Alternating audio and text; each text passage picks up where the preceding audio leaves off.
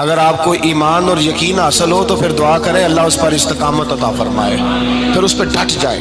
نبی پاک صلی اللہ علیہ وسلم نے فرمایا میں اس بات کا خوف نہیں کرتا کہ میری امت کمزور ہو جائے گی، اس بات کا ڈر نہیں کہ پیسے ختم ہو جائیں، نہ یہ خوف ہے کہ بھوکی مرے گی۔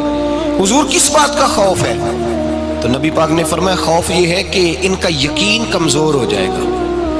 یاد رکھیں اگر اعتبار نہ ہو تو گھر نہیں چلتا، تو اگر اللہ رسول پر یقین کامل نہ ہو تو پھر بندہ مسجد نہیں آ سکتا، پھر اس کا دین نہیں چلتا، پھر اس کے لیے مشکل ہے نماز، پھر اس کے لیے مشکل ہے راہ خدا میں خرچ کرنا۔ میرے نبی پاک نے فرمایا یوں نہ کہا کر کہ یا اللہ چاہے تو دے چاہے تو نہ دے، جب مالک سے مانگ تو کہا کر یا اللہ تجھی سے مانگنا ہے، میں لے کے اٹھوں گا، تو مجھے دے گا۔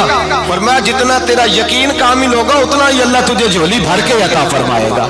کمزور سا مسلمان، لڑکھڑاتا سا مسلمان دیکھتا ہوں کرتا ہوں، اور یہ بھی نہ دیکھا کریں بھائی ایمان یقین کو استقامت کے درجے پہ لیں، یہ نہ دیکھا کریں کہ وہ کیسے دے گا، وہ کسی وسیلے کا محتاج نہیں ہے، وسیلے کو پسند کرتا ہے، پر وسیلے کا محتاج وہ بغیر وسیلے کے بھی دے دیتا ہے۔ ہر آدمی ماں باپ کے ذریعے پیدا ہوتا ہے، اگر پیدا کرنا چاہے تو جناب عیسیٰ کو بغیر باپ کے پیدا کر دیتا ہے، اگر پیدا کرنا چاہے تو حضرت آدم کو بغیر ماں اور باپ کے پیدا کر دیتا ہے۔ جب یقین رکھیں، یقین قرآن مجید پڑھیے، حضرت موسیٰ علیہ السلام فرعون کے دربار میں کھڑے ہیں، چاروں جانب دشمن ہی دشمن ہے، جادوگر آ گئے، انہوں نے سانپ چھوڑے، حضرت موسیٰ کے ہاتھ میں ڈنڈا تھا۔ حضرت موسیٰ کہتے ہیں یا اللہ کیا کروں؟ تو اللہ تعالیٰ نے فرمایا اپنا عصا پھینک دو۔ کہنا چاہیے تھا نا کہ یا اللہ ایک ہی تو شے ہے، اتنے سانپ ہے، بچانے کے لیے ڈنڈا ہے، وہ پھینک دوں؟ ڈنڈا پھینکا جاتا ہے، سانپ کو دیکھ کر کے قابو کیا جاتا ہے۔ یہ میرا اور آپ کا ذوق ہے نا، لیکن انبیاء کرام کا انداز ملاحظہ کیجئے میرے عزیزو۔ اللہ فرماتے ہیں ڈنڈا، اے موسیٰ ڈال دے اپنا عصا۔ پہلے نہیں فرمایا کہ سانپ بن جائے گا، فرمایا بس تو ڈال دے۔ میں اور آپ ہوتے ہیں تو سام سامنے ہے، ڈنڈا ہاتھ میں ہے، ہم کہیں گے عجیب بات ہے، یہی تو دفاع کی چیز ہے، اسی کو ڈال دوں تو بچوں گا کیسے؟ کہا ڈال دو، تو حضرت موسیٰ نے ڈال دیا، کہا میرے رب کا حکم ہے تو میرے لیے بہتر ہی ہوگا۔ اللہ فرماتے ہیں جب موسیٰ نے ڈالا تو میں نے اس ڈنڈے کو، اس عصا کو اژدہا بنا دیا۔ اب کبھی عصا بھی اژدہا بنے، کبھی چھڑی بھی بہت بڑا اژدہا بنی ہے، لیکن قرآن کہتا ہے جناب موسیٰ نے ڈالا تو اللہ نے اژدہا، بلکہ اس سے پیچھے چلیے، عورتیں کمزور یقین کی ہوتی ہیں نا، جناب موسیٰ پیدا ہوئے تو اللہ فرماتے ہیں میں نے موسیٰ کی ماں کے دل میں بات ڈالی، ماں کے دل میں صندوق میں ڈال کے تو اس کو دریا میں بہا دے۔ اور بھائی صندوق میں کہہ سکتے ہیں نا آکسیجن کیسے جائے گی، اور دریا میں بچے بچنے کے لیے ڈالے جاتے ہیں کہ ڈوبنے کے لیے ڈالے جاتے ہیں؟ ماں کے دل میں یقین کمزور نہیں تھا ماں کا۔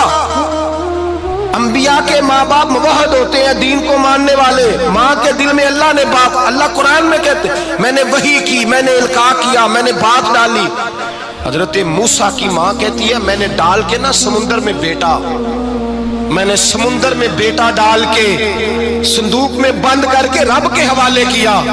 آپ فرماتے ہیں میرے مالک کا بھروسہ کیا تو پھر میرے مالک کا کام دیکھو، کمال دیکھو، میں نے دریا میں ڈالا، اللہ نے فرعون کے گھر میں میرے بیٹے کی پرورش کرا دی۔ یہ یقین کہ حضرت موسیٰ کے پاس قوم آئی، قرآن پڑھیے، کہا جناب پانی چاہیے، وَإِذِ اسْتَسْقَىٰ مُوسَىٰ لِقَوْمِهِ، موسیٰ نے اپنی قوم کے لیے پانی مانگا، ہم نے کہا فَانْفَجَرَتْ مِنْهُ اثْنَتَا عَشَرَةَ عَيْنًا، اپنا ڈنڈا پتھر پہ مارو۔ عقل والا آدمی ہوتا تو اڑ جاتا، کہتا یا اللہ پتھروں سے بھی کبھی پانی نکلا ہے؟ اضرب بعصاک الحجر، مارو پتھر پہ ڈنڈا۔ اللہ کے نبی نے منٹ نہیں لگایا، ٹھا کر کے ڈنڈا لگایا، فَانْفَجَرَتْ مِنْهُ اثْنَتَا عَشَرَةَ عَيْنًا۔ اللہ فرماتے ہیں جناب موسیٰ نے ایک عصا مارا، میں نے 12 چشمے جاری کر دیے۔ تو لے تو اللہ کرتا ہے، اللہ کہتا ہے پڑھ نماز روزی دوں گا، کہتا ہے سوچتا ہوں۔ اللہ فرماتا ہے آجا مسجد میں تیرا ہو جاؤں گا، کہتا ہے دیکھتا ہوں۔ رب فرماتا ہے تو میرے محبوب کی غلامی کر، میں تجھے محبوب بنا لوں گا۔ تو کہتا ہے تھوڑا بڑا ہو کے داڑھی رکھنی ہے، ابھی سیانا ہو کے میں ذرا سرٹیفکیٹ لے لوں اسرائیل سے کہ کتنے سالوں کے بعد آئیں گے، پھر شروع کروں گا۔ پروگرام بنا رہا ہے، ابھی تو ارادے میں ہے اللہ کے پیغمبر کا ڈنڈا، اور اس سے زیادہ آگے بات ہو گئی، پیچھے فوج لگی ہوئی ہے فرعون کی، مجمع ہے، ہزاروں لاکھوں کا لشکر لے کے، تلواریں نیزے، فرعون پیچھے، آگے دریا آ گیا۔ حضرت موسیٰ علیہ السلام کھڑے ہیں، اب کدھر جائیں؟ اللہ پاک نے فرمایا مارو ڈنڈا۔ کہاں؟ پانی پہ ڈنڈا مارو۔ اب حضرت موسیٰ علیہ السلام پانی پہ ڈنڈا مارے تو پانی ابھرے گا، اس سے زیادہ کیا ہوگا؟ پہلے پتھر پہ ڈنڈا مروایا تو پانی نکلا، اب پانی پہ ڈنڈا مروایا فَإِذْ فَرَقْنَا بِكُمُ الْبَحْرَ فَأَنْجَيْنَاكُمْ وَأَغْرَقْنَا آلَ فِرْعَوْنَ۔ اللہ فرماتے ہیں موسیٰ نے پانی پہ ڈنڈا مارا تو میں نے پانی میں رستے بنا دیے۔ ایک جگہ ڈنڈا مارا تو پانی نکل آیا، دوسری جگہ عصا مارا تو پانی خشک ہو گیا، 12 چشمے بن گئے، 12 رستے بن گئے دریا میں سے۔ حضرت موسیٰ علیہ السلام گزر گئے اور اللہ فرماتے ہیں فرعون بھی آیا تو اسے میں نے غرق کر دیا، اور وہ کھڑا دیکھتا ہی رہ گیا کہ بنا کیا ہے۔ جب یقین کامل نصیب ہوتا ہے، اعتماد کی دولت اللہ دیتا ہے، جب انسان کو یہ انشراح صدر ہو جاتا ہے کہ میری نجات خدا کے حکم میں ہے اور رسول اللہ کے قدموں میں ہے، جب اسے یہ انشراح حاصل ہوتا ہے تو پھر نماز کا لطف آتا ہے۔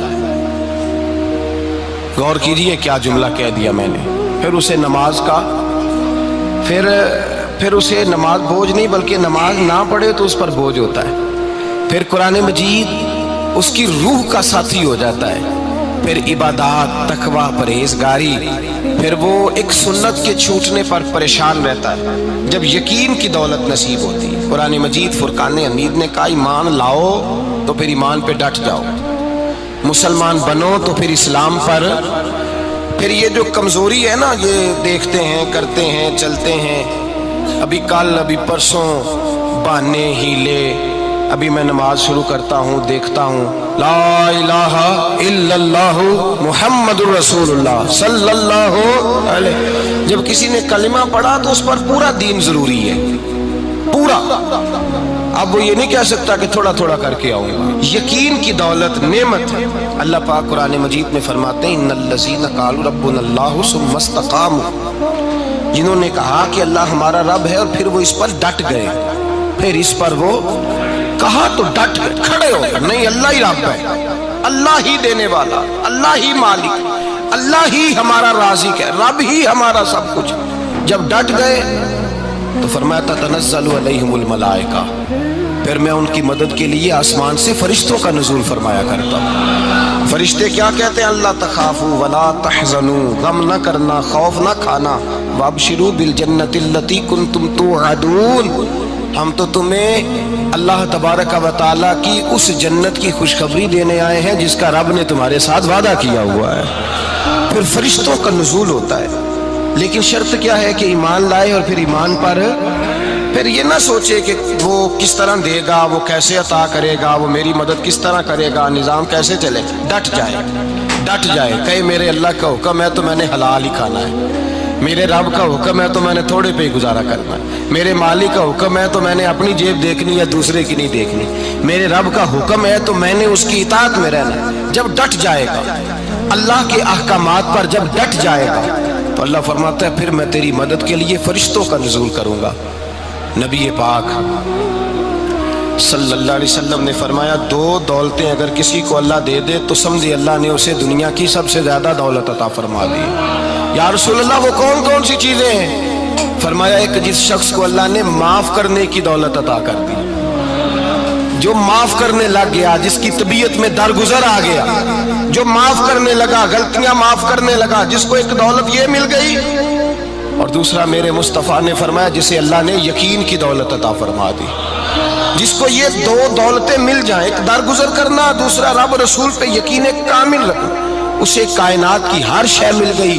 میرے نبی پاک نے فرمایا جب بھی دعا مانگو خدا سے یہ 2 نعمتیں مانگا کرو، عرض کیا کرو اے اللہ درگزر کی دولت عطا فرما، اے اللہ تو ہمیں یقین کی دولت عطا فرما، ایمان کی قوت اور پختگی نصیب فرما۔ میرے بھائی حضور نے فرمایا مانگ کے لو۔ کمزور ایمان والا شخص کسی کام کا نہیں ہوتا۔